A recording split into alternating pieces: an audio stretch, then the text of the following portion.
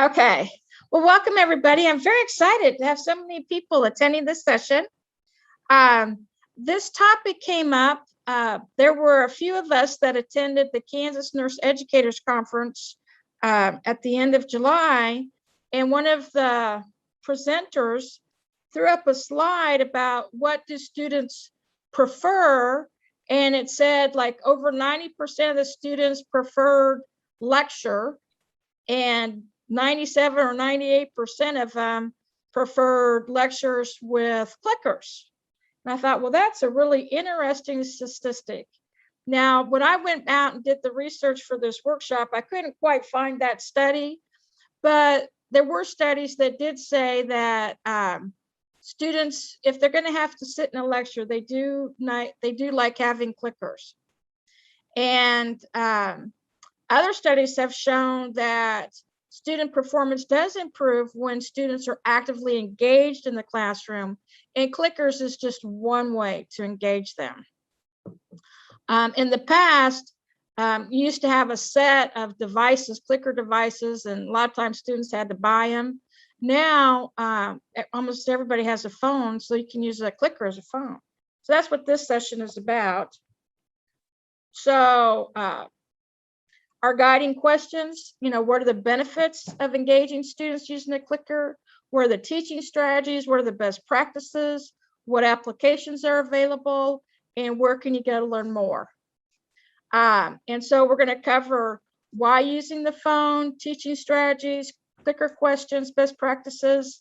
The three applications I'm going to cover are Pingo, Poll Everywhere, and Socrative. So that's what we have. So why use phones as a clicker? So it encourages students to pay attention in class. It promotes 100% participation.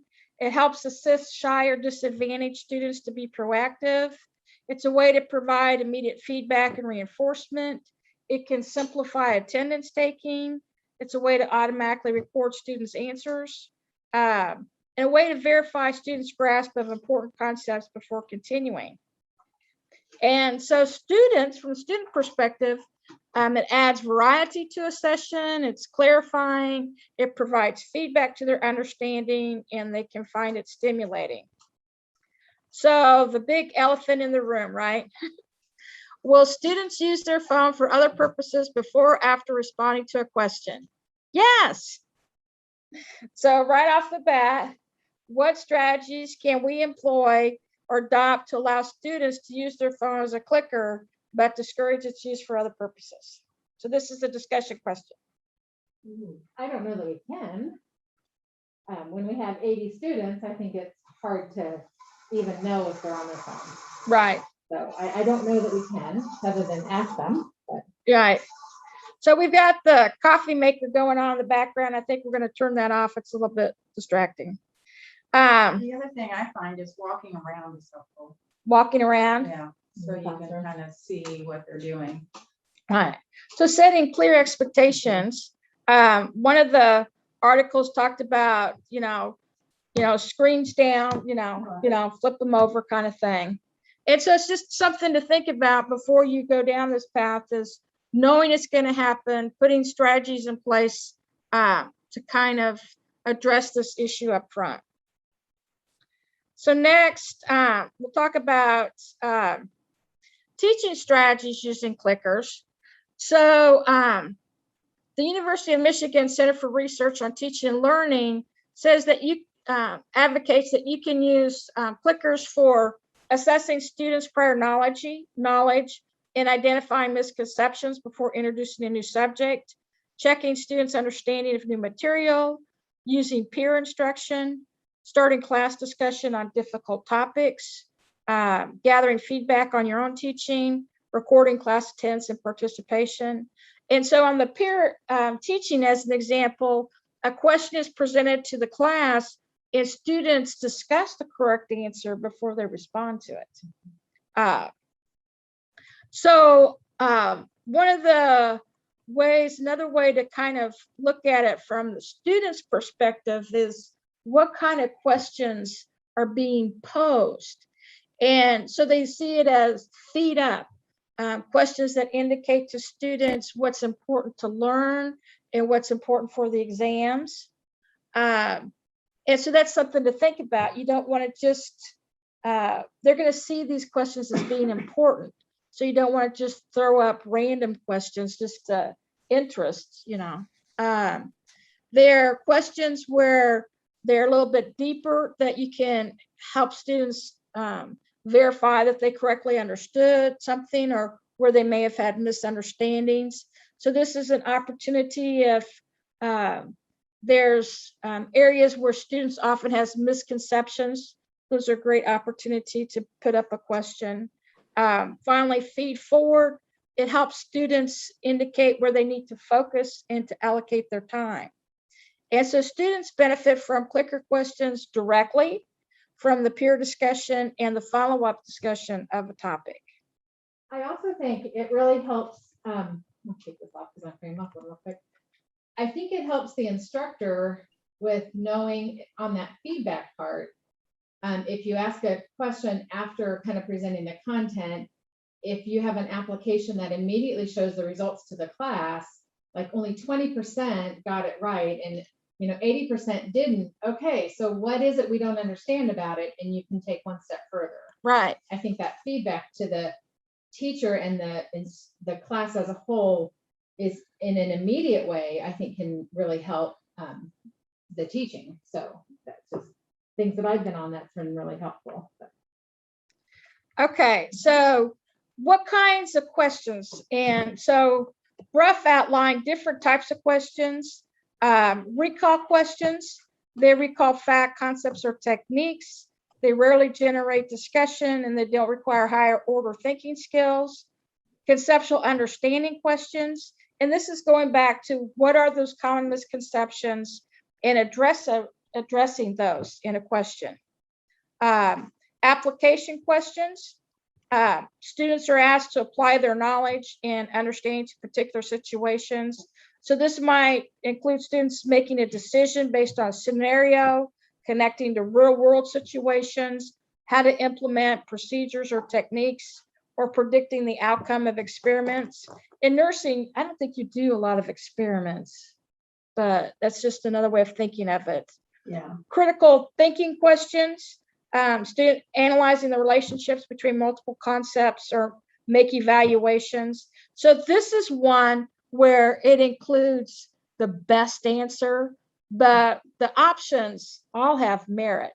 And so that can spur that discussion to do some of the nuances of, why is this best? And especially I think in nursing where it's not, there are some more than one option sometimes for doing things. Student perspective questions, where they can share their opinions, experiences, or demographic information. And this can generate rich discussions when you're talking about ethical, legal, or moral issues. And it's kind of, these are definitely where you want to have anonymity is important when asking these types of questions. And now this was another way of confidence level questions where the questions are paired. First, you ask the question, and then you ask the students to rate their confidence in having answered that question before you give them like the answer. And so this will prompt students to think metacognitively. And then there's questions that, use just to manage the class. Do you need more time on this assignment? How are we doing? Kinds of things. Did you get this in the syllabus? And then experiments. You can use it as a data collection tool. So now I want you to take a little bit of time, and there's this resource from Chastine, I don't remember, I think it's Stephanie, called Writing Great Clicker Questions. And it's got a whole bunch of stuff in there. And so what I want you to do is to take 5 or 7 minutes to review that resource. And then we'll come back with and share with the group 2 to 3 ideas you gleaned for writing clicker questions. Okay, so you can use my phone. And you can just, the easy way to get there instead of trying to type in that URL is just search for Chastain Great Clicker Questions and it should pop up for you. That Think, Fair, Share and how to use it on with the clickers. I was also thinking of ways to write questions that are based on the new NCLEX model. And I think that if you do use those types of questions, using that Think, Fair, Share is going to be really important and powerful for the students' learning. Okay. Debbie? I think when taking like a classroom vote or a poll, I think it would be really fun. So I don't know that that's like that quality question like Deb was talking about, really good questions, but I think it's a handy question. Okay. And an easy way to do it rather than a show of hands kind of thing. Okay. Okay. So a poll or voting Okay. situation. So then, Erin? Okay, so I like the idea of using it at the start of class to kind of gauge what students know prior to starting class. Okay. And then I was also thinking about towards the end of fundamentals, we start talking about death and end of life care. And there's a lot of ethical debates that come into practice there, and that might be really useful for that.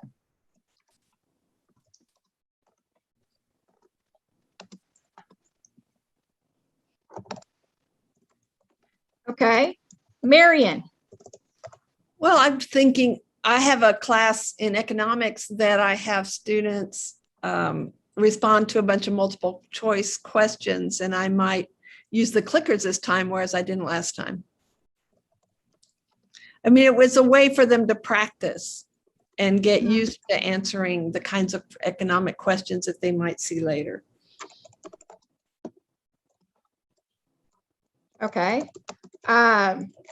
Amy?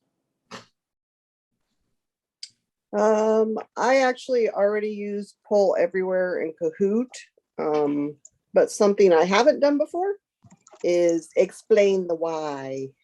Oh, okay. So I like the article on the importance of explaining why using clickers helps students learn. Okay. Erica?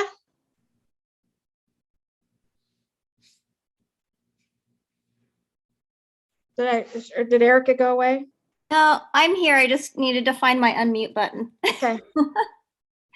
Yeah, I agree, Amy. I reading that about if you don't explain the why, they'll think you're just trying to be the big brother and keep track of them if you don't explain why you're using it. And then I like the idea of having them kind of like answer the question, then have a discussion, and then answer the question again. Or assessing their knowledge prior to the lecture and then having them answer the same questions maybe at the end of the class. And also using common wrong answers as distractors.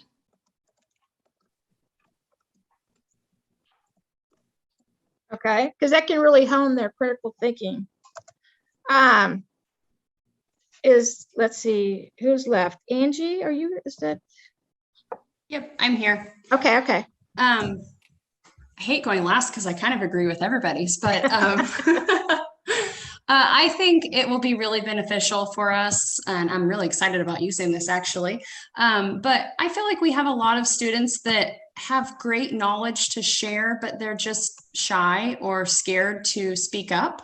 And so I think by them being able to answer questions anonymously, it will just give us a better idea so we can gauge where we're at with the students.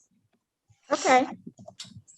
Okay, so did I get everybody? 465 for level 4, we have them listen to the lecture before they come to class. And Karen and I have talked this summer about having her go over what are the top things we want them to remember. And using this modality would really allow us to do that in a fun way, get everyone engaged, And what really stuck out to me was that down towards the end where it talks about the developing knowledge, elicit a misconception or dangerous belief, or exercising a cognitive skill. I really would love to kind of think about how to use the clicker methodology to do that. I think it would take some work, but I think that would be something I'd be interested in doing. Okay, great. Thank you, everybody. So that's a resource that you can go back to. So now, just some of the best practices. I won't spend a lot of time on this because it's in your handbook and you can read it. Keeping your number of answers, to 5. Don't be overly complex. Keep it simple. Allow enough time for students to answer. Allow time for discussion. Don't ask too many questions. Like it says at the bottom, if you try to overuse the system, it'll kind of lose its engagement potential. Some of this, it talks about a countdown timer. Some of these applications have the countdown timer built in. So that's kind of nice. So the first application we're going to look at is Pingo. And this is a new one for me. Just like all technology, the applications available in this field are always changing and the features are always changing. So I'm giving you some highlights here, but things are likely to change over time. So what's nice about Pingo, it's actually like written kind of from like a grant nonprofit perspective. So that's why it's free, unlimited number of questions, unlimited number of participants. It's from a German company. So every now and then you'll see things in German. So if like you go to the catalog of questions, the questions are in German. I've already gone out and created my account. So I'm going to go to survey design and go to new question. We'll do a multiple choice. And what is your favorite type of cookie? And so then chip, I can type better. Snickerdoodle.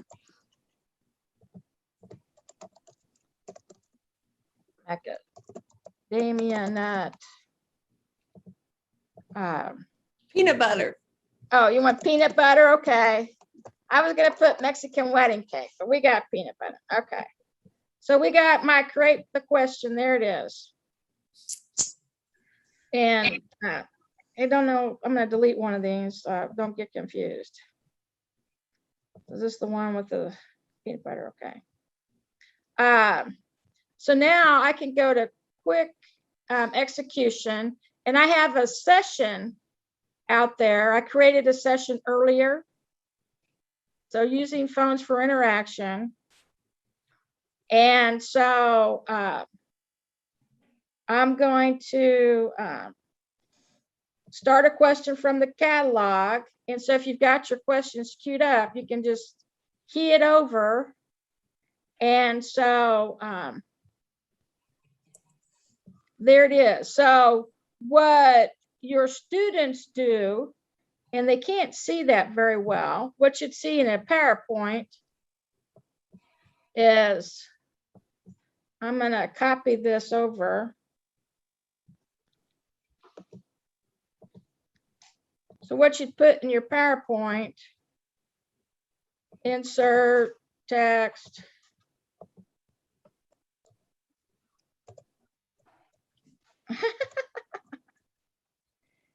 And make that big, right? 40. So that's what you put in your PowerPoint, and that's what your students type in. Okay. So are you getting there? Are people getting to the choice to be able to make it? I'm having trouble with my phone. So. Okay. And so that's one of the things that you're going to come across is some students will have technical problems. And so it's something that you want to do a low stakes one early in the semester to get everybody set up. So are people voting? It says, please wait for the survey to start. Oh, did I miss the start? How long? Currently connected. Why isn't it starting? I thought it started automatically. See, we're learning as we go. Oh, continue. It says time left 2 minutes. Does it go for you? Yep, that worked. Okay. And it may have not started automatically because I was using the same session and just plugged in a new question.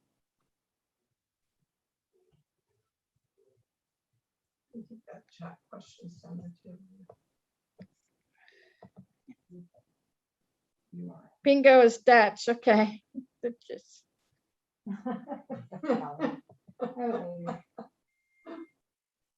okay. So did everybody vote? Can I go ahead and stop? So if I stop, then it shows you the results. Okay. And Go peanut butter. go peanut butter. Yeah. Okay. So it looks like 2, 4, only 5 people got their vote. Only 4 people got their vote in. I So can't get mine to go to the website, Linda. It just keeps saying that my server can't be found on my phone.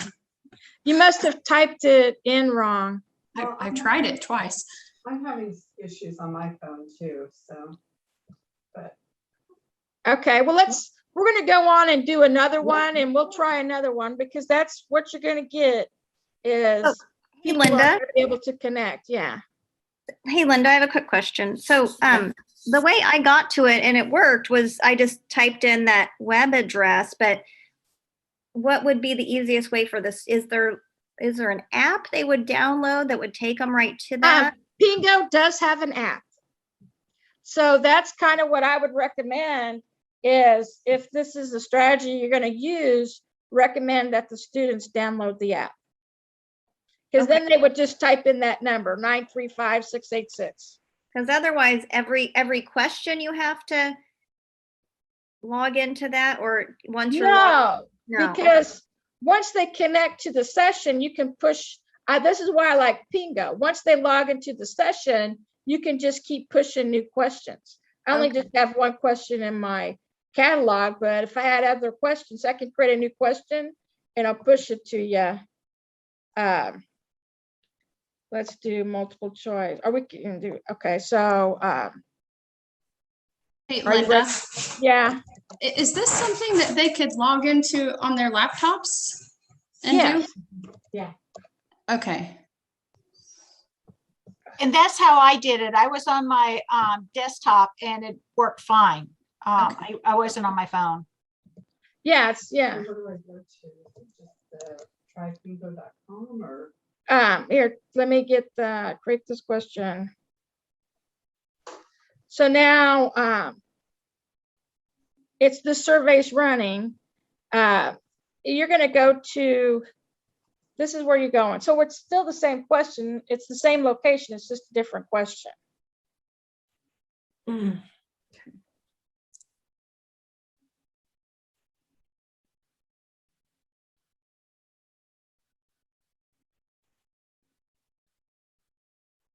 Yeah, if you go to pingo.com, that's actually a completely different Oh, company. yeah. You don't want to do pink. Yes. Okay. I said yes, you're right. I misspoke. I actually didn't listen to what somebody said. POA. This is the URL that you want. TUM.de.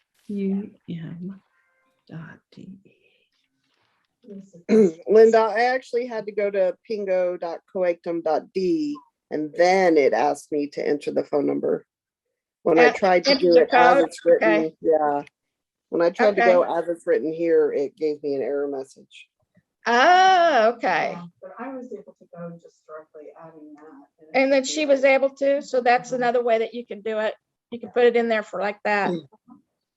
That's Okay, what, yeah, that's what I did. I just Googled pingo.coachtum and then it took me to it. okay. When I So, went into this, it asked me if I was ready for school. Is that the question you were asking? yeah, yeah, Okay. yeah, there we go. Yes and no, kind of mixed. Yay, we're ready for It school. keeps Yay. auto-correcting the words. Oh, really? Yeah. As I type it in, so. Okay, so that's Pingo. So So Pingo's pretty easy, pretty easy, you know, but it's kind of basic. It only has this type of question. So the next one we're going to look at is Poll Everywhere. Now, Poll Everywhere has been around a little bit longer, so it's a little bit more complex. I thought I already logged in. I did. I'll go away. It's giving me like, yeah, this is the new stuff. Go away. I don't care about the new stuff. So with the free 40 max audience size. huh? Yeah, and we're gonna do a comparison at the end. So, So they'd have to pair up and answer as a pair. well, right. If you Yeah, have 80. for your classes with 80, you're co-teaching. One instructor has an account, another instructor has an account, and you pair up. Yes, exactly. Or if you're by yourself, your students have to pair up. Yeah. Right. So Well, then here's so here it's the same similar kind of thing. Let me go ahead and delete this one. And so what's your, now this one has different types of questions. Has a whole bunch of different types. But for comparison, we're just going to stick with multiple choice. What is your favorite? This time we'll do ice cream. Chocolate. Double chocolate. We know your favorite. Strawberry. Oh, vanilla. Okay, we'll just leave 3 options. That whole Pull Everywhere out. So then we're going to create. And so this comes up and you can see what in, so the information, I need to make this smaller. I can see that. There we go. So this is the information that you're going to put in your PowerPoint, right?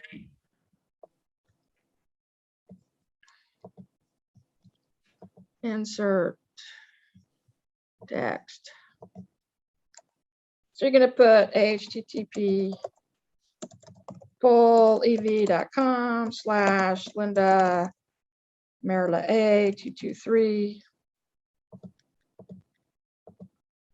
Make that big so everybody can see. Or this one, yeah, you can text to Linda Merillat A223 to 2233. Okay. And show responses is on. So if people start answering. Linda, you have to say activate Okay, where's my activate? right above show responses. Okay, there we go. And so chocolate, so you text A, B, or C. There you go. Well, I haven't even gotten there yet. You guys Yeah. are fast. Well, if you do the text, So what's the text that we're sending it to again? So you put 22333 in the phone number area, and then you put Linda Merillat Oh, okay. 223 in the text box. Okay, I was doing it wrong. I found that a screenshot of how to do this, and Poll Everywhere has one. okay. I throw that up on the PowerPoint so it actually shows what the phone looks like, and then it shows where to put each one. That like really helped. Okay. Let's see what Bing does for me. Yeah, you guys are fast. Is it Merillat? LA. Yeah. It's asking me to sign up or log in. So you type this, you put the number 223, and then the message is the answer. Yeah, that's what it's It at. seems too hard. Who is what? The username is Linda Merillat. If the Linda Merillat 223, if it says, and then ask to join that. Yeah, you don't have to ask to join. It just gives you like a, Erica, it's just a verification message you get. I never It got won't- that question. Just put in the Oh, wait a minute. No, it won't give you the question on your phone. So the You have two, to- in the 2, you put the 22333, and then you put your answer A, B, or C. Oh, I didn't. Oh, okay. I didn't And put then- my answer, so it took me to the Poll Everywhere website or Right. So something. you're texting 22333, and then you put in the A, B, or C. Say it again, 22333. 3 threes. Uh-huh. Okay, what do I? Okay, I'm really confused now. Okay, so you don't have to click on that hyperlink it sends you. No, Okay. It's just a I said, I verification. just said, this only works after you've joined a presenter session. Text your presenter's keyword. Well, that one says Okay. you joined the session, so then you just do the A. And yeah, that's it. Yeah, it's gonna send you a link. Well, this one I haven't, they've changed how you do that. So, but that's part of Yeah, what no, this is about, yeah. is Yeah. what's working. And so, And I always tell people, okay, when you join, you're going to get a verification text from them saying you've joined, Okay. and then enter your answer. So I just kind of usually warn people. And then once you join, then the rest of the session, you don't have to join again, right? You just type in Linda Merillat. okay, so then I guess you type in 2231 Linda Merillat A 2223 to And get then there. add it. That makes sense. That's how you join, I guess, is by typing that. Yeah. And they've changed, this is changed since when I did it. So I'm glad you're here to walk us through it, Amy, because I didn't I expect actually- to have these problems. This one I like the best for word clouds. So that's what I use this one for. Okay. For So, word clouds? Yeah, so if you choose, when you go back to, when you're choosing your question, you so can choose multiple choice. let's do that. So Yeah. I'm gonna stop this one. And so you have to have your question ready. I can go to my next question. I can go to next or previous. But so we need to, so we'll go back previous. There it is. That was not active anymore. So I'm gonna go back to activate. Well, I'm gonna try something else And then now. I tried to vote twice. Oh, because it I did wanted let the you? strawberry to It work. won't let you. It didn't, so that's what I was gonna share. It says you can no longer respond. Okay, so now we'll do a word cloud. Yeah. And the word cloud would be, how are you feeling? Let's try that.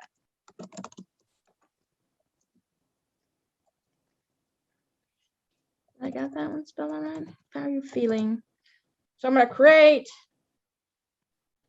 So now I can just go to that 2233 thread and answer once it's ready. Yeah, Mhm. now once I you're activate, Yeah, logged in forever. Right. oh, because you're 2223 is Linda Merillat, right. Okay. So then you can type in your answer. So it's activated. Uh-huh. And what's the question? How are you feeling? How are you feeling? Yeah. Oh, I know who said that. What one. are my choices? It's open-ended. It's open. Do Oh, whatever you want. I love that. I'm glad you shared Yeah. that with us, Amy. And if two people pick the is same word word, the cloud. word gets It bigger. was cool how it keeps flipping the words around. Yeah. And I got that one to work on my laptop, Okay. finally. So if two people And- pick the same word, then the word will get bigger. So I just put in great again. So then great Yeah. got bigger. Yeah. Oh, So, so that's one of the big benefits of Poll Everywhere is it has these different question types like word cloud that you can use. Okay, so we're going on to the next one. The next one is Socrative. And Socrative works similar in that you create your quizzes in advance. So like, here's my favorite cookie. And let me see, does it give me, I'll just click on it. And I'll put it in edit mode. So you can, so this is what the little editor looks like, right? Same, similar, okay? But their question types are just multiple choice, true, false, short answer. So save and exit. Now they're set up too with rooms, and you can have more than one room. So like pull everywhere, I've just got one room, it's the same room. So Socrative lets you have more than one room. They also have, so I'm going to launch the activity, and I pick my quiz, my favorite cookie. But I wonder if that changes. This is out of my way. If you're higher education. So next, I don't know. and then I want to do instant feedback. Now this one, I can require names. So we're going to start. And so for Socrative, what you go to is, let me, I have it in your handbook. Because it's a little bit, it's the bsocrative.com. I should have written that down, but it's login student. So let me pull it up here in a PowerPoint Oh, I see. so you can see it. So that one's going to be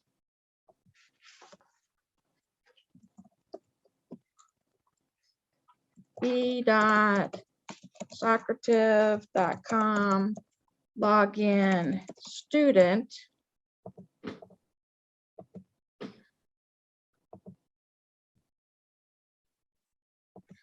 Okay. And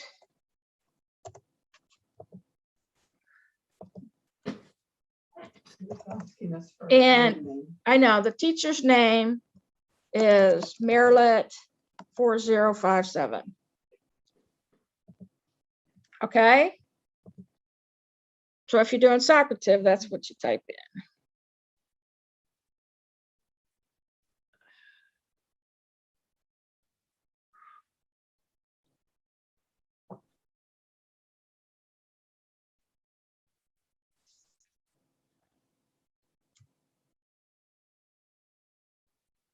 So you got it? So here we can see people coming in and, you know, the different names, different answers. So here you can toggle off the names, show responses, show results. So the results are displayed a little bit differently. But what's nice about this one, I'm going to go ahead and finish, is that you can export the results out to Excel. So this would be a way you could take attendance if you did this at the beginning, right? Yeah, Does Okay. it have a limit of number of students? 50. Oh. See, so then it comes out in Excel like this.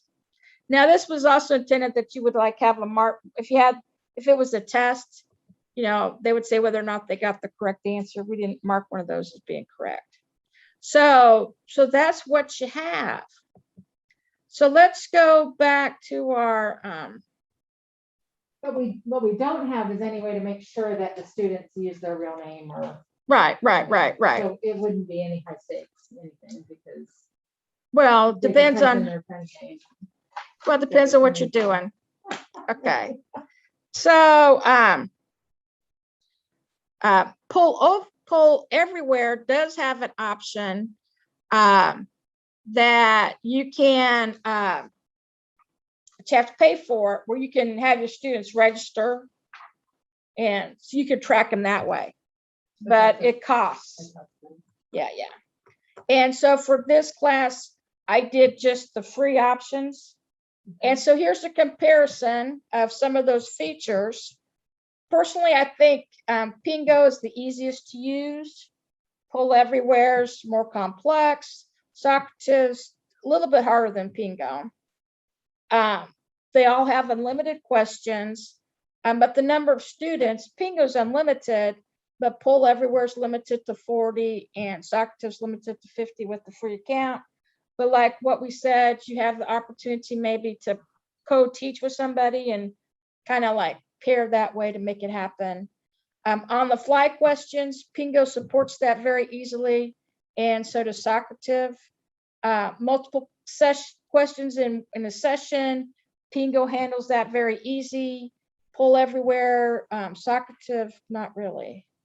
The types of questions, Pull Everywhere, it's got lots of variety. The other two are pretty basic. Everybody can respond via the web. Pull Everywhere allows them to respond over text too. But Pull Everywhere and Socrative have an app, but Pingo does not.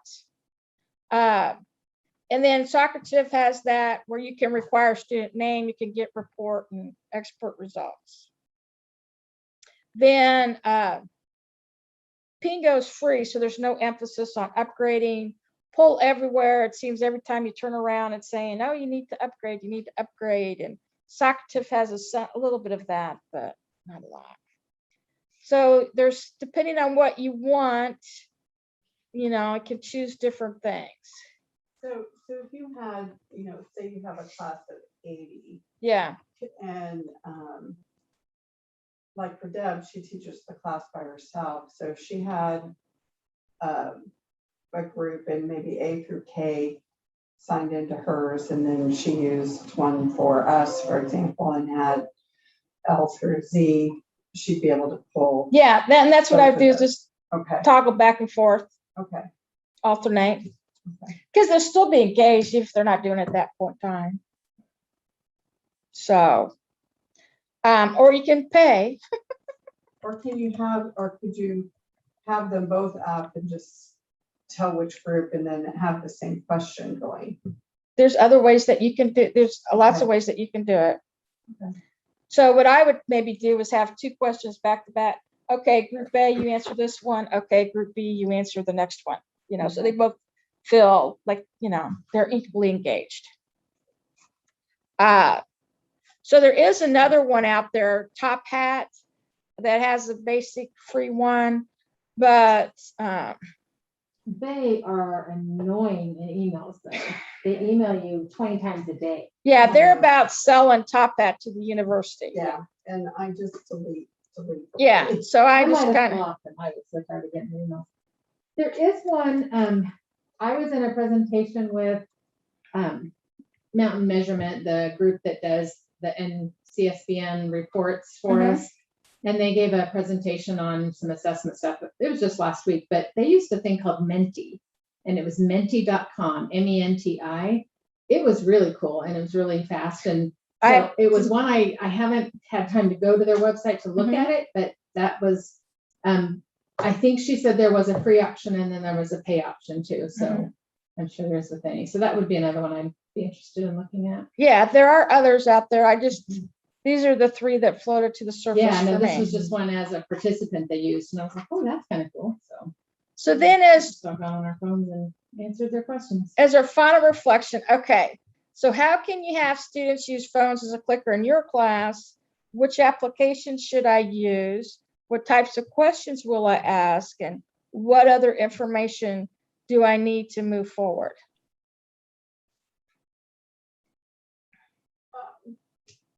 I was just kind of thinking for Mary's and my Woo 101 class that this might be something fun that we could do.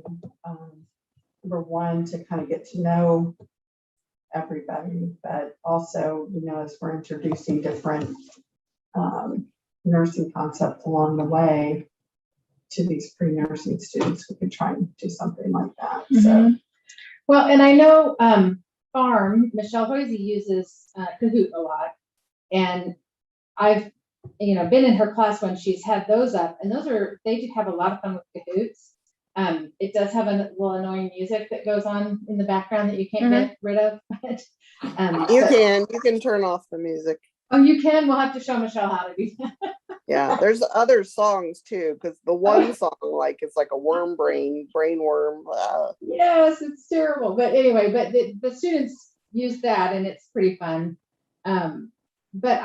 So in a reflection, I think it's just real important that this is a supplement and it's like really planned out in your class. So it doesn't take 20 minutes to figure out one question during class, because that kind of thing will really limit the use of these kinds of things. So do a trial run, have a friend with a phone, make sure everything works ahead of time, because you just don't want to be eating up that class time with a technology problem for something that's supposed to be fun and helpful. Right. And I think they can be really great, but not completely overwhelm or overtake things. I think, Erica, I was thinking about what you guys do when the students come in level 2 for their ID skills day, that, maybe you pull up 2 questions on the board and, they have to answer them. And then you can kind of see, oh, this class doesn't remember anything about this, or this, every 10 students that you go through, just ask them a quick question about the IV insertion that they were supposed to have known from the video. Yeah. Pull their phone out, answer it, and then you can just look up at the results and go, oh, only 2 of you got that one right. Okay, so let's review that, or something quick like that. That might be fun. Yeah. But yeah, I think there's a lot of different ways to use it. It just can't overwhelm the teaching either. So I think fleshing this out ahead of time is great. So thank you. Yeah, I can't emphasize that test run enough. I started using Kahoot when we were doing Zoom classes, and I couldn't get it to work. Like, I don't know how many times in a row. And I finally figured out you couldn't just, you couldn't unshare your PowerPoint and then go to Kahoot and reshare. You had to actually shut the PowerPoint down. It wouldn't, the Kahoot wouldn't play if you had the PowerPoint anywhere. Oh, speaking of that, I forgot to, we go off on things. I was doing it on the fly. The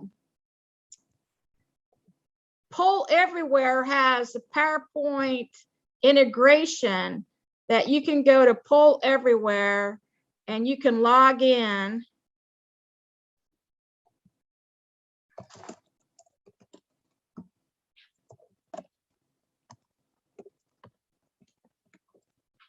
Yeah, and that's on your table here. It says PowerPoint plugin. It says yes. Yeah. So did I spell? So you log in, and so what I want to do is I'm going to take, okay, here's my favorite ice cream one, right? And where's the, oh, I need to make this one,